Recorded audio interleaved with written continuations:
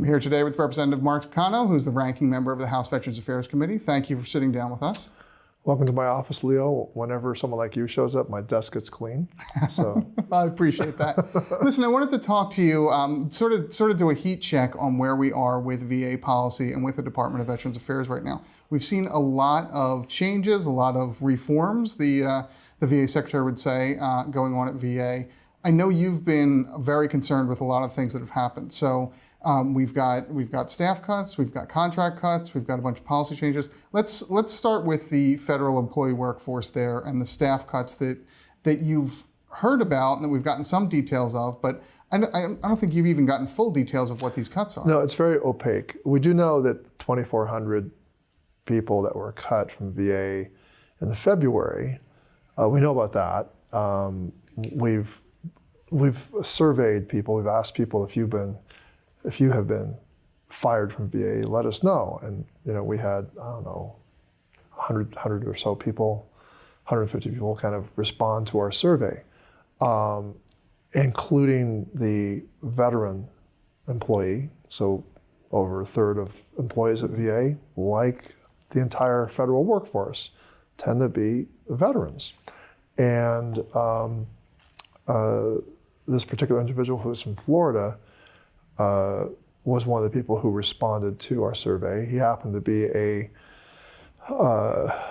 somebody who worked in the Office of Personnel in a very specific role.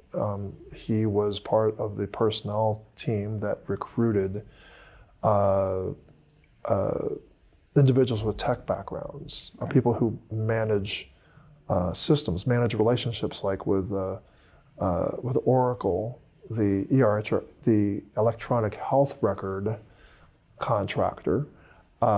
It's a very complicated system, and you need people who work for VA to help manage the relationships with these contractors. He was somebody that was fired. He was a veteran. He was just, I think, 39 days short of making his probationary sort of, then he wouldn't have fallen into that cloud. What we know about the first 2,400 is that these were probationary employees. A probationary employee is someone who's worked less than 2 years or less than a year, and they have less rights. And Elon Musk and DOGE, the entities that were looking to find cuts that could be made quickly, look to the probationary employees as the easiest, lowest hanging fruit to cut from their jobs. And I don't think, I'm clear that they didn't have really a plan or a study of who to cut. They were just looking to cut, period. And they weren't looking at the consequence to the veterans, whether it was their health care, whether it was the claims processing, whether it was the people who help staff the suicide hotline to basically get veterans who are in emergency mental health situations, who call up the 988 number, that they cut critical staffing for the hotlines. So it wasn't a well-considered cut.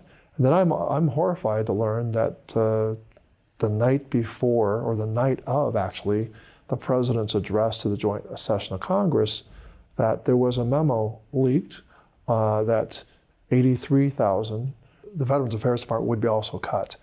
They wanted to take it back to pre-2019 levels, which is pre-COVID, pre-PACT Act. Why am I emphasizing pre-COVID and pre-PACT Act?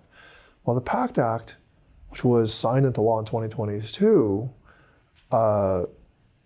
made 3.5 million veterans eligible for health care at VA. Those 3.5 million veterans could also be presumably made eligible for disability benefits. They have to go through a vetting process. They have to file claims, have those claims processed. So we're talking about just a massive workload difference from what 2019 A massive workload difference in terms of healthcare providers being hired, in terms of claims processors. That was one of the things that Secretary McDonough was very concerned about when we were passing the PACT Act, was making sure he had the capacity to increase capacity and to ramp up hiring. And that explains why we had tens of thousands of more employees at VA after Donald Trump left office than when he started again. So 2019, they're saying, that's the beginning of Donald Trump's time. Actually, it's the middle of his term. He was elected in 2016, took office 2017. So 2 years in, he's saying, well, this is an example of massive, bloat at VA. No, VA approved 1.5, 1.2, I'll say 1.2 conservatively, 1.2 million claims, approved claims. I think over 2 million have been processed since the law was signed in 2022. That's a remarkable level of efficiency and effectiveness of government. And I know for a fact that veterans have had their lives changed by the PACT Act. It meant that many veterans got to 100% disability. They increased their percentage overall. We've gotten veterans off the street because that $4,000 a month tax-free check means that they have enough money to get a place to live. So on a number of fronts, what I see happening with these very politically driven cuts, first the 2,400 and then the 83,000 they want to do by August, is a betrayal of the PACT Act, is a betrayal of it.